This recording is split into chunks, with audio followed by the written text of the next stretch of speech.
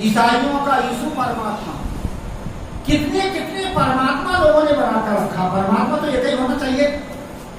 इससे कहा जाता है कि अलग अलग है तो गलत है। एक गणित का एक नियम है कि गणित के सवाल में जिसकी रीति सही होगी, जो सही सवाल जितने होंगे सबका उत्तर एक है, और गलत सवाल वालों का उत्तर गलत गलत आएगा। जिनके सही सवाल होंगे गणित के, उसका उत्तर एक ही आएगा, क्योंकि सत्य तो एक ही होता है। और फिर आदमी की जो सोच है, समझ, वो अलग अलग सोच का गलत है। तो गलत है, अलग अलग भगवान, अलग अलग खुदा, अलग अलग परमात्मा। अरे जो परम परमात्मा तो वो अपने भीतर है, वो उसको तो नहीं जानता, आदमी बाहर भटकता है। इसीलिए कहते हैं हंसा संशय अध्यात्म। ये सुख मुझे मेरे में है कि कहीं अलग मिलता है। आदमी दो जगह सुख खोजता है, प्राणी में, पदार्थ में, और तीसरी जगह और परमात्मा में। तीन जगह सुख खोजता है। अरे प्राणी है मन रसी, जब तक आपका मन पड़ता है तब तक, जिस दिन मन ना पड़े तो आपके साथी कहाँ सुख देंगे। पदार्थ है नासमान, जो मिला हुआ कुछ छूट जाएगा, सदा साथ में जाएगा नहीं। और जिसको परमात्मा कहा हो तुम्हारी कल्पना। इसीलिए हम सुख बाहर खोजते, सुख बाहर नहीं है, वो आपका स्वरूप है। हम सुख खोजते बाहर सुख नहीं है, वो आपके पास है, वो आपका स्वरूप है। एक बार ये हुआ कि एक महात्मा संत थे और वो धोनी रमाते, और धोनी में एक त्रिशूल डाल देते थे, और त्रिशूल में एक सोने का डमरू, 1 किलो का डमरू। जब वो डमरू तो चोर ने देखा कि गजब का डमरू है, हाथ लग जाए तो मालामाल हो जाए। महात्मा का चेला बन गया। जब चेला बन जाओ तो गुरु की चीज तो चेला को मिल ही जाती है। कितने लोग ऐसे चेला बनते बैराग से नहीं। चलो गुरु का चेला बन जाओ तो कुटी के मालिक हमें बन जाए, नया बाप बन जाते। गुरु को बाप बना ले तो पुराना बाप छोड़ दे, बैराग से नहीं। इसी प्रकार से उसने सोचा कि हाँ जो डमरू तो हाथ लगेगा तो हमारा माल तो बनूंगा, तो चेला बन गया। अब चेला बनने के बाद में सोचा कि यदि गुरुजी, अब कब तक गुरुजी जिंदा रहेंगे, कब मरेंगे, कब ये डमरू मिलेगा, तो एक काम करो, जीते ही जी चल।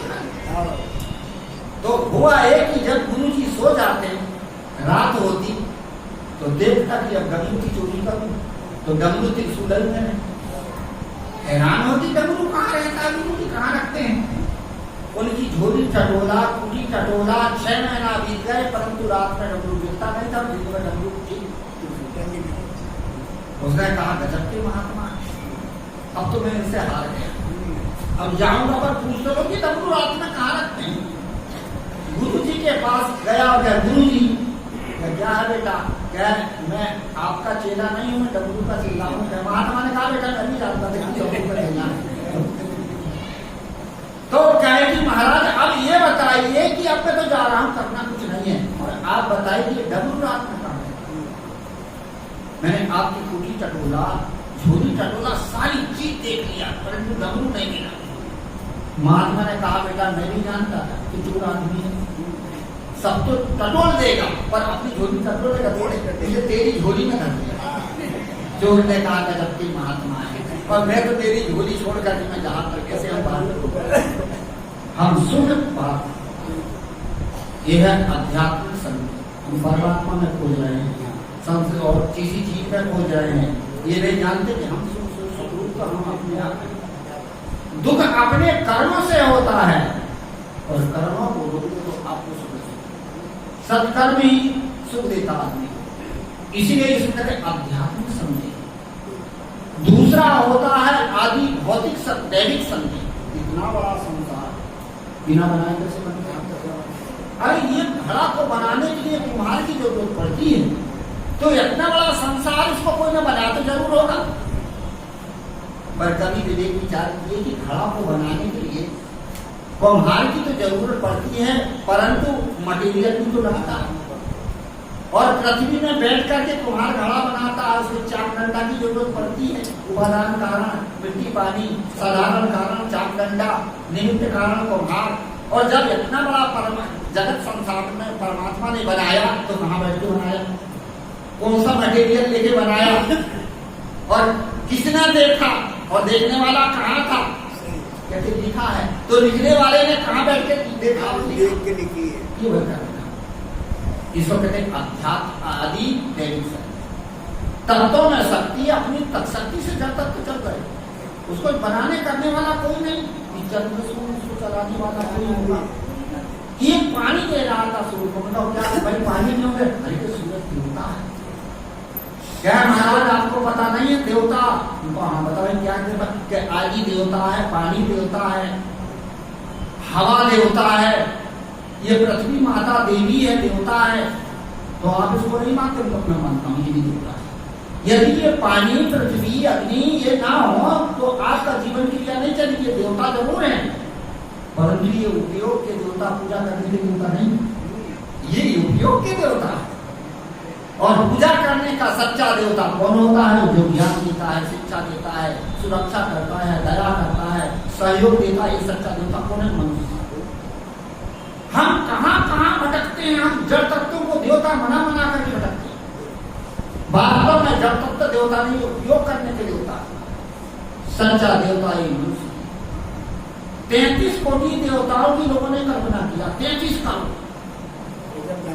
अब 33 करोड़ का अर्थ होता है कोटि माने प्रकार, 33 प्रकार का देवता। शास्त्रों में कौन कौन से लिखा है?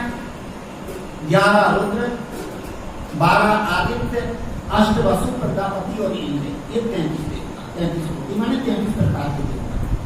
ठीक है, जिस समय ये महापुरुष रहे होंगे तब समाज को कुछ दिया होगा, पर आज वो तो नहीं है ना, आज वो नहीं है।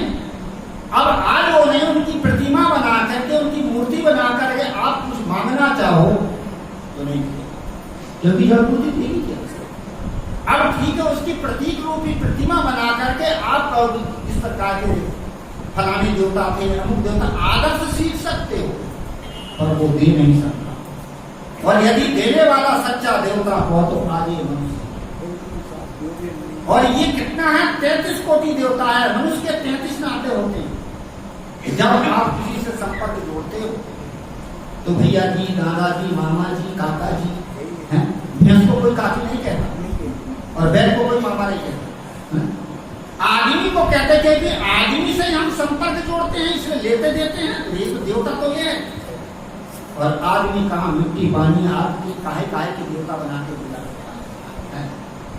इसीलिए कहा जाता है कि हमारा ये क्या है, ये कौन सा संदेह है, हम संसार को बनाने वाला, सुख देने वाला हमने देवता अलग मान के रखा है, यही सब करवाता है, ऐसा जो मान रखा है क्या है? ये आदि दैविक संदेह। तत्वों को हम सोचते कि तत्व हमारा कुछ दे देंगे, देते हैं, उपयोग के लिए है वो, पर पूजा करने के लिए नहीं, पर आदमी बनता है। सच्चा देवता यदि देखा तो मनुष्य के मनुष्य के 33 नाते, एक 33 कोटि देवता। आपको कैसे कैसे? सबसे पहले मातृ कुल के देवता, माता बड़ी होती है। आपको भी पता है, यदि पिता का शरीर ना रहे तो माँ अपने बाल बच्चों को किसी प्रकार से पासपों से बुरा करती है, और यदि माता चली गई तो पिता को जरा मुश्किल पड़ता है ना। इसलिए माता बड़ी मानी जाती है। तो इसलिए मातृकुल से आप पकड़े बात को, तो मातृकुल के 6 नाना, नानी, मामा, मौसी, मौसा और मामी, कितने हो गए? 6 हो गए कि नहीं? उसके बाद में आप पितृकुल के चलिए तो पिता के बाद नाना, नानी, तो दादा, दादी, चाचा, फूफा और चाची, कितने हो गए? 12। फिर आप अपने पिता के में चलिए तो माता, पिता, भाई, बहन, बहनों जो बजाय, कितने हो गए? 18। फिर उसके बाद में आप अपने में चलिए तो पति, पत्नी, पुत्र, पुत्री, बहू और दामाद, कितने हो गए? 24। फिर आप अपने लड़के में चलिए तो बहू, बेटा, नाती, नतनी, नतिया, दामाद, नतिया, बहू, कितने हो गए? 30। गुरु, शिष्य और मित्र, ये तो 33 को नहीं होता। सच्चा देवता ये मानव है, और मानव को मान के हम माटी पत्थर को करके देवता बनाते हैं। संसार को चढ़ाने वाला देवता बना, ये क्या है? ये आदि दैविक संदेह। केवल हमने मान के रक्षा पर विवेक कभी किया? 3 नाते होते हैं धर्म के।